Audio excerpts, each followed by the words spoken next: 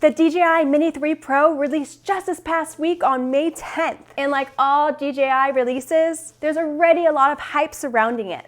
But is the price tag actually worth the Pro slapped on the end? I'm Emily, also known as the Drone Angel, and today I'll be giving you a brief overview of the new Mini 3 Pro.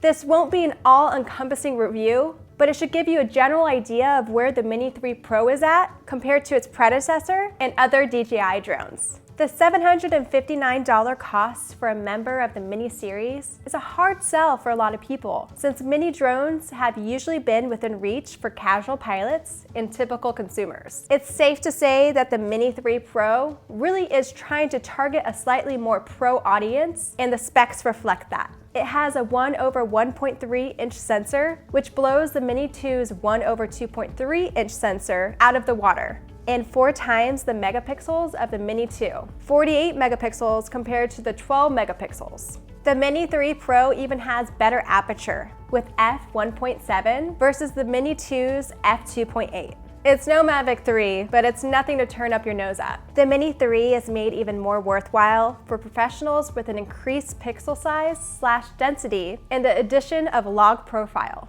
By shooting a log, pilots have great dynamic range at their fingertips and will be able to keep detail that would otherwise be lost in compression. The Mini 3 Pro is also up to date with the latest of DJI's technologies like obstacle avoidance, APAS 4.0, and of course, DJI's suite of intelligent flight modes. These include tracking, spotlight, point of interest, master shots, and even hyperlapses. Despite its small size, the Mini 3 can stay in the air for quite some time at an estimated 34 minutes. DJI is also offering higher capacity batteries this time around. They push the drone over the 250-gram limit, and in return, you'll get 47 minutes of flight time. This seems pretty useful for making hyperlapses, as well as compensating for any bad flying habits.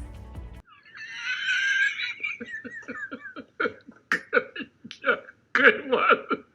The Mini 3 Pro doesn't completely fit in with the rest of the Mini series. It's the next generation from the Mini 2, but it's more similar to the Air 2S based on its size, specs, and cost. The thing is, the Mini 3 Pro outclasses the Mini 2 in just about every category. It has too many upgrades to be directly compared to it, not to mention the fact that it costs twice as much. The Air 2S has a similar cost at $999. It has a full 1-inch sensor and trumps the Mini 3 in both resolution and the number of video modes at its disposal. Once I get my hands on the Mini, I'd love to compare footage between these drones, especially in low light conditions. The Air 2S weighs a solid 595 grams, but the two drones aren't that different in terms of size. Plus, the bonus weight is actually a good thing for rougher weather conditions. I have a hard time trusting a 250-gram drone to fly 2 kilometers away and 120 meters high on windy days without reenacting Team Rocket getting blasted away.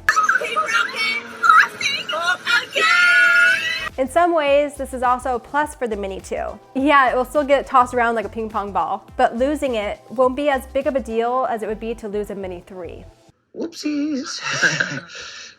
I haven't flown the Mini 3 yet, so it's hard to make any judgments. For now, I think the question of whether or not the Mini 3 Pro is worth it comes down to your individual needs. If you're in love with the Mini series and you're coming from the original Mini, then it seems like it would be worth it. If you have the Mini 2, it's just about deciding whether the features are enough to make up for the cost. I would suggest holding off for those of you who have limited budgets. The bigger batteries might make the Mini 3 Pro a good purchase if you're someone who prioritizes flight time. Still, I wouldn't recommend this drone to new pilots from what I've seen so far. I suggest starting out with the Mini 2 and then saving up for a nicer drone once you have a better idea of what you're doing. You're gonna be able to capture most content you want as a new pilot with the Mini 2. So you're telling me there's a chance?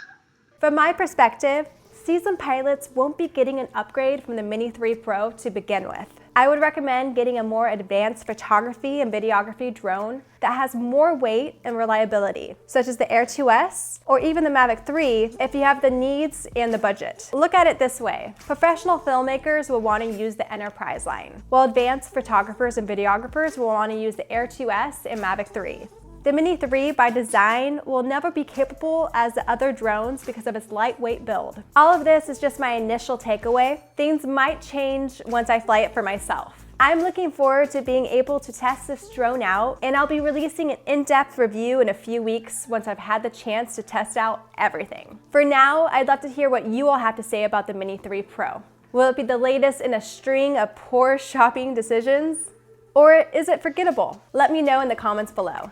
Thanks so much for watching, guys. If you enjoyed this video, the biggest compliment to me is if you could share it with someone else that would also enjoy it. Of course, hit subscribe to stay up to date on drone news and tips.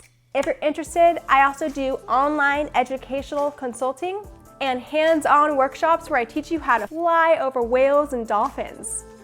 More information is on my website and in the links below. I'll see you in the next video.